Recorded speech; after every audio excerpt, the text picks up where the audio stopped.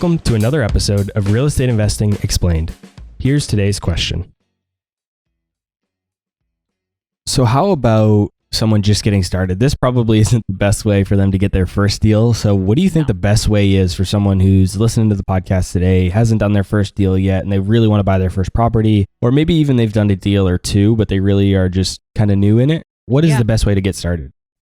I think the best way to get started is to start building your track record, right? So what we did is we didn't run out and raise money and buy a big apartment building ourselves, our first deal. I think people can do that. I'm not saying you can't. I don't want to deter anyone, but I think starting small, getting your feet wet, maybe minimizing your upside, but really minimizing your downside too, is always more of a conservative approach. And I would highly recommend that because you can get burned pretty badly in this business. So getting started, knowing what type of, where you want to be in a few years. What's important to you? Because some people are like, I really want to build my cash flow up. I love my job. I want to build my cash flow up. I want to build that passive income. And then they go flip properties. Well, those two things don't make any sense, right? Because flipping is not necessarily going to give you this monthly stream of income, unless you build a business around it, but it's really going to give you a chunk of cash. Hopefully, if you do it well, you're going to make money at the end of that time frame. So you got to know what's important to you, where you want to be. And if building long-term wealth is important to you, flipping can be a means to that, but flipping in and of itself isn't going to do that, or wholesaling for that matter.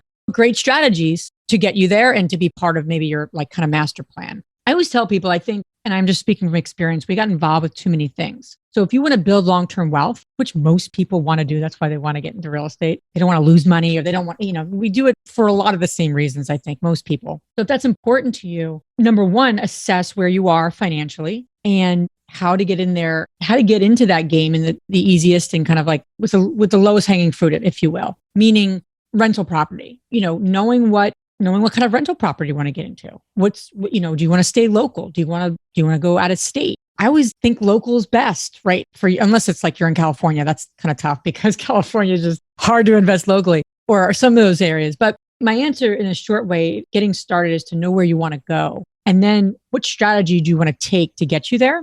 And then to start to study that strategy. So if it's a buy and hold investor and you want to buy that rental property and you want to stay local, you just start learning your market, start learning the numbers. You got to know your numbers to the T. So if you want to buy a property or rental in your 30-minute radius, you need to know what a good deal it looks like, because then you'll start getting opportunities and people are going to go, well, is this a good deal? I can't tell you that. You have to know that. You need to within minutes know if something is a good deal or not, especially in this market, because things are not going to stay around if it is a good opportunity. So I think focus on farming your area, farming your market, really knowing your numbers. What's the rental income? What's your competition look like? Starting with a duplex. I'm a big fan of multifamily. So I know people have built wonderful portfolios with single family. We've had some single family. We actually just sold our last one. So we actually don't own any single family rentals anymore, but they're great when they're full. They're not it's not very effective when they're vacant, right? Because you have one tenant. I've heard people do amazingly well with them. So find a niche that works for you. Study your market and know your numbers and just start looking at everything you possibly can. And how do you get in a way that works financially for you?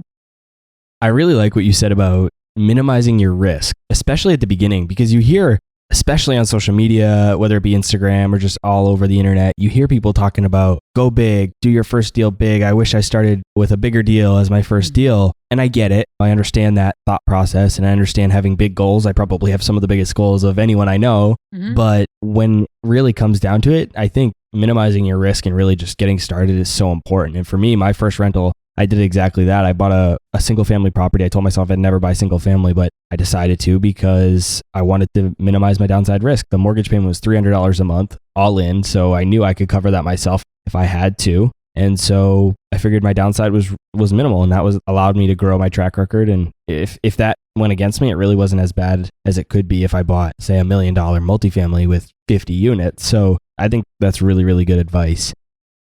That's all for this episode of Real Estate Investing Explained. Be sure to follow me on Instagram, Twitter, and Facebook, or subscribe to our YouTube channel to get even more free content.